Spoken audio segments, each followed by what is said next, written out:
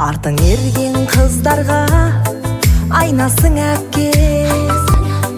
Сырласайын деп едім, қайдасың әпке? Тілеуіңді тілеген жанашыр едім, жүзіңізден қуаныш таймасын әпке.